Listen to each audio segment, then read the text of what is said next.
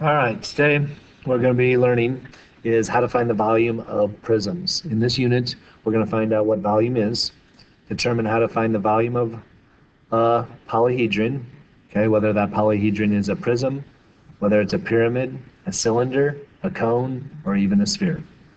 Today's lesson, I'm going to start off with just a basic what is volume. Okay, volume is the amount of space that's inside the object. We just got in talking about area, and area is the amount of surface that you could like touch, which you could paint. Okay, now it's how much liquid or something you could pour inside an object. Okay, we measure volume in cubic units. You can see this shape that I have right here is a cubic shape. It's supposed to be a 1 by 1 by 1 unit cube. How many of these cubes could I put in this unit or in this little box right here? Okay, and this is not going to fit perfectly in here because I didn't draw it 100% to scale, but I could fit 2 cubes deep. Okay, then I could come over here, and if I stack these up nicely, right here, I should be able to fit 5 of these cubes that are going to go along the front of it. So as I have 5 of them right here on the front, then I'm going to have 5 of them right here in the back. And then I'm going to, so that's a total of 10 of them that I have here on the first level. And you can see that this right here is going to be 2 levels tall. So in other words, I can put another one right up here on the top. So you're counting how many cubic units I'm going to have in this unit. I'm going to have 10 cubic units on the first level. I'm going to have 10 cubic units on the second level for a total, right here of 20, and we put a little cube here now, 20 cubic units here. And I know some of you have been taught, oh yeah, find the volume of this by taking length times width times height. But instead, we're going to be using a different formula where we find the area of the base, and we're going to use, instead of an A, they use capital B, and multiply it by capital H, which is the number of levels tall. In this shape right here, we know that the rectangle right here is the base of this thing. So as I find the area of this rectangle, my area of the rectangle is base times height. So I have 5 times 2, which is 10. So instead of counting all those red little cubes, I had 10 of those cubes on the bottom. And then I'm going to have 2 levels. This is the capital H right over here. 2 levels tall, for a total of that 20 cubic units. Now, finding the volume is one thing, but sometimes drawing them is another. Some of us have some artistic talent, and other people like me, struggle a little bit. So when I'm trying to draw a prism, the first thing that I always tell someone to do is, if you don't have any athletic talent, artistic talent, just come up here and draw one rectangle and then draw another one exactly the same size and overlap it just slightly like that. And then if you just connect the sides like that, that will give you a prism. And you can do that same thing if it's a triangular prism. Here's the triangle base. And then you come up above it and draw the exact same triangular base and then connect. And sometimes I like to do depth, in the back. Whoops, not the side. Like that right there. And that's a triangular prism versus a rectangular prism. Versus, I want to do a trapezoidal, prism. Again, these prisms, I'm not very good at drawing the shapes. That's the one grade I didn't do good in high school, is my art grade. But if I draw those things congruent, then this one is supposed to be a trapezoid. I draw that. Now, some of us, when we're trying to find the volume of things, actually have some artistic talent. And if you do, I try to draw, and notice I'm trying to draw this side congruent and parallel to that side.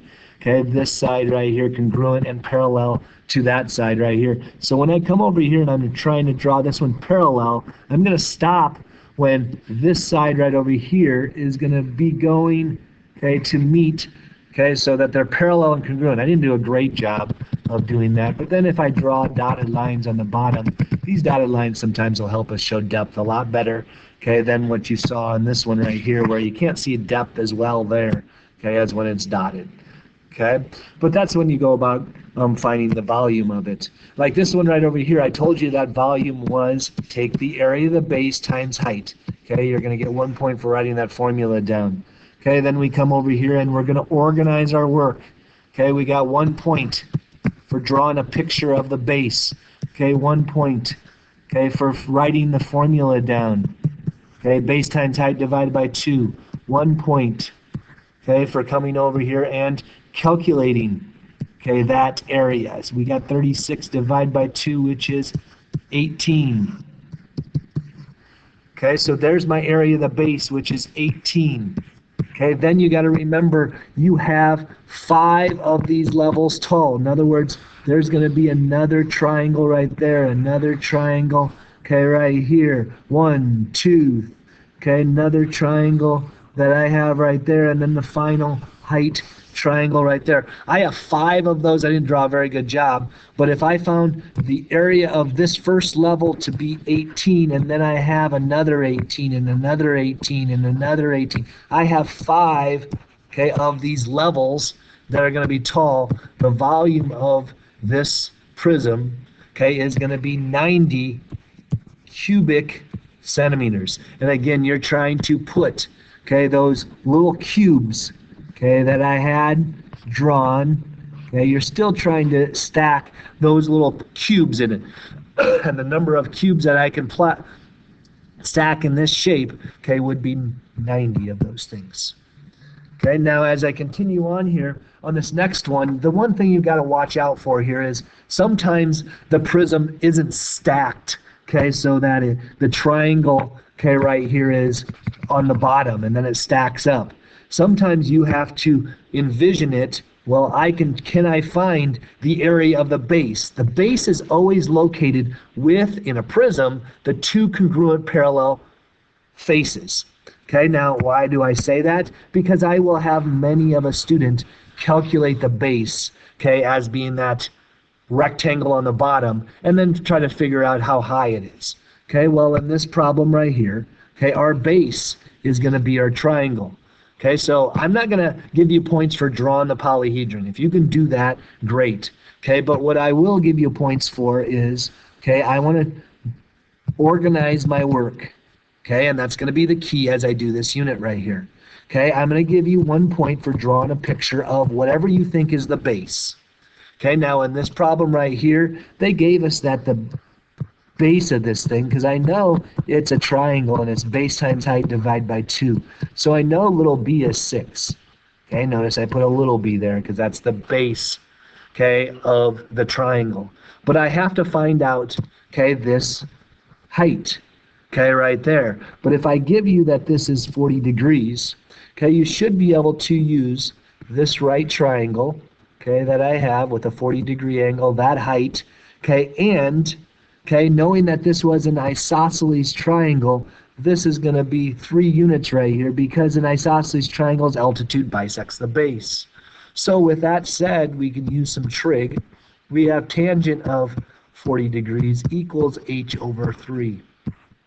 Okay, we're going to cross multiply.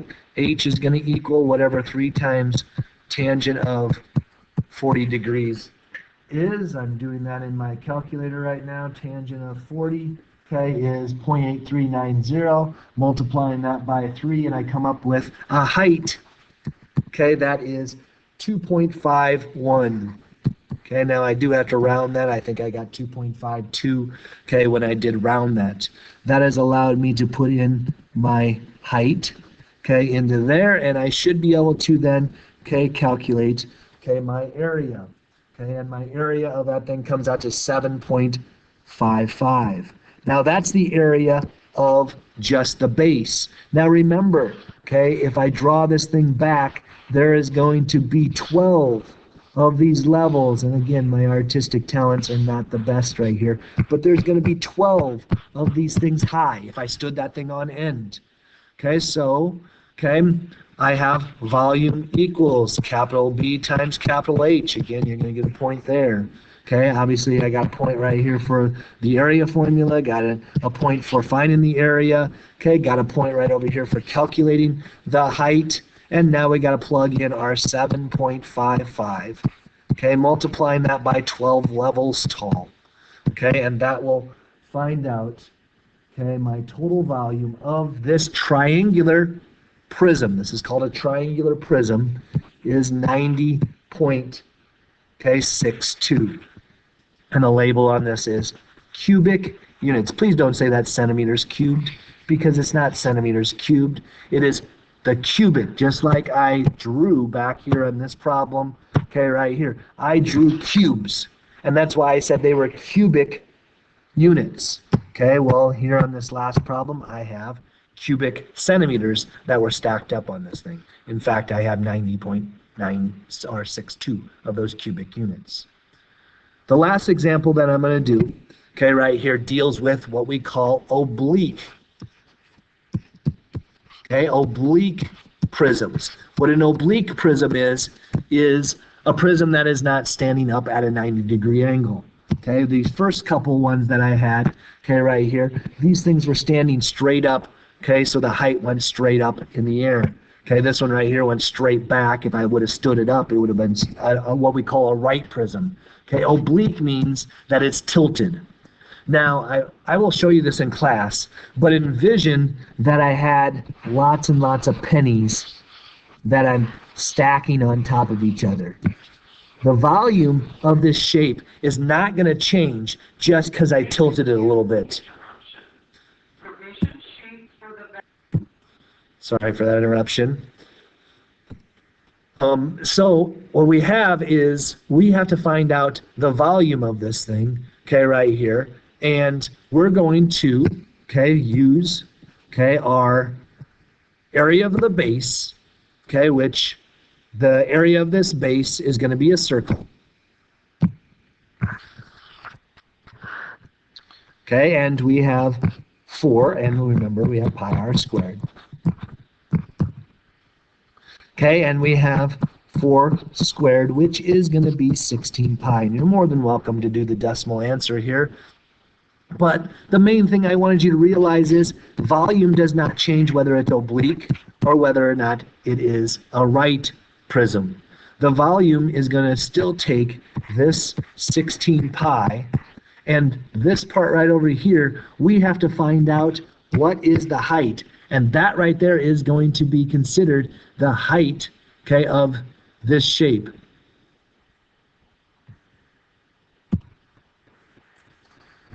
The only thing different is that we're going to have to do is we're going to have to find out how high, okay, is this thing, okay, how many levels tall is it going to be. Okay, well, as I did this problem right over here, okay, I'm going to make this right triangle that you see right here off to the side.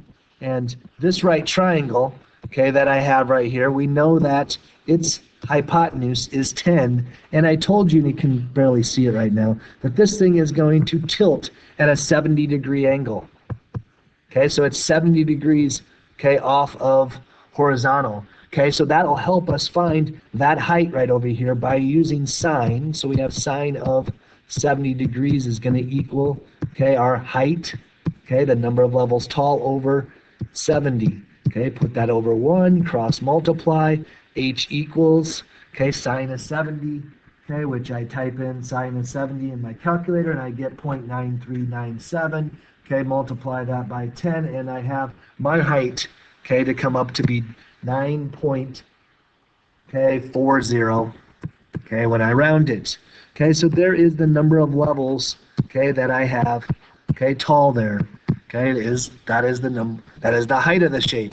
Okay, I'm going to multiply that by my 16, okay, pi, okay, and I'll come up with a volume of 472.34 cubic, okay, units. Okay, so what we did here today, okay, was find the volume, okay, of, okay, prisms. Okay, we're going, and we did the same thing for a prism. A cylinder is a prism, okay, but we find the volume of a prism, find the volume of pyramids is what we're going to do tomorrow in class. If you have any questions, let me know, and I will see you in class.